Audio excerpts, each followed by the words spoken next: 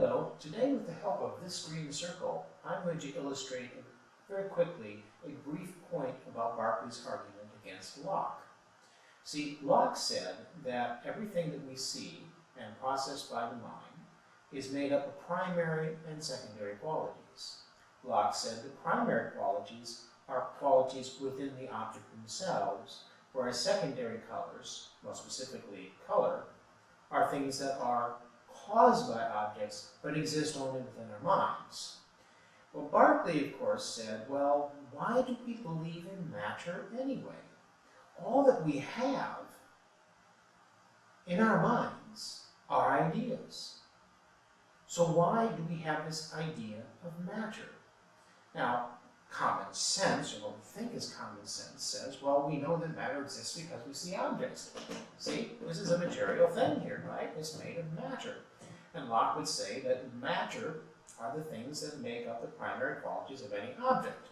This green circle here on this whiteboard would be matter that has size, shape, depth.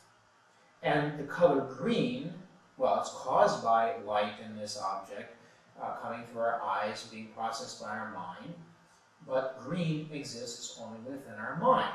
So Berkeley says, okay, let's really think about that. And here's my question to you, because I put this question to my intro classes many, many times, at least 20 times, and only once has someone come up with the answer. It's a deceptively simple question, and that question is, where does the circle end? How do you know where the circle ends?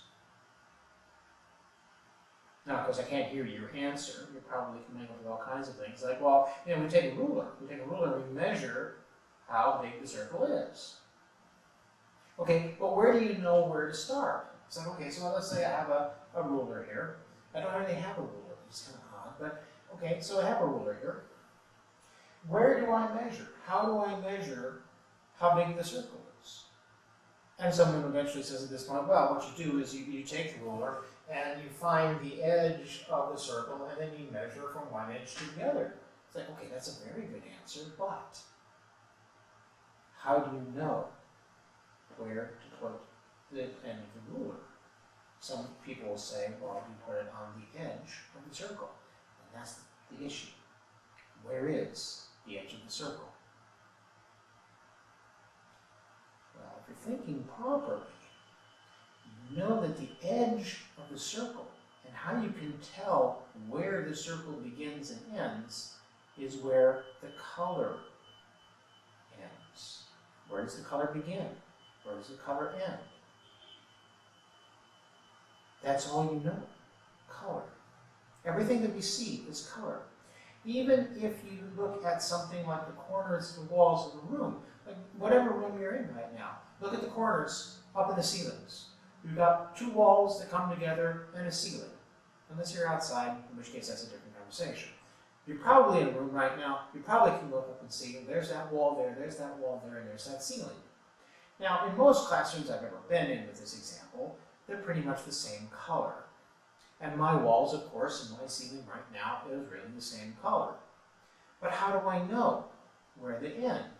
Well, because there's a very subtle but definite change in where the shading of the light changes. And that's where I know where the wall ends. That corner is right there because I can see that there's a very subtle gradation and difference in shading of the color of the wall. And everything that is visual, that we process within our minds, has that quality to them of we only know where anything begins and ends because of the color that we see.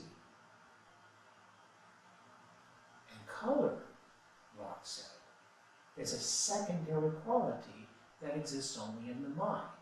And science tends to agree with that. I don't think you'll find any scientist that says, even today, that, oh, no, color exists within an object. Now, the object may have certain properties in it that cause light to do certain things, but no, color is a matter of perception. Sound, similarly, is a matter of perception. But sound is also a secondary quality, Locke says. And again, science even today would agree with that.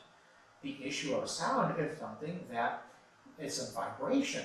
It hits the ear and is processed by the mind to create the impression of sound. And it was Berkeley, way, way back then, who came up with the now very famous question, which is not just rhetorical: if a tree falls in a forest and there's nobody there to hear it, does it make a sound? And the answer is, well, no, it doesn't.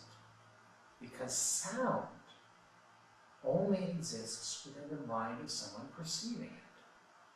You can say, well, no, so it makes a vibration. Yeah, it makes a vibration. I would assume the tree, when it falls, makes a vibration. But vibrations only become sound when they are perceived by the mind. No matter what you do with any of your impressions, it eventually comes down to, as Berkeley says, we only know with the impressions within our mind.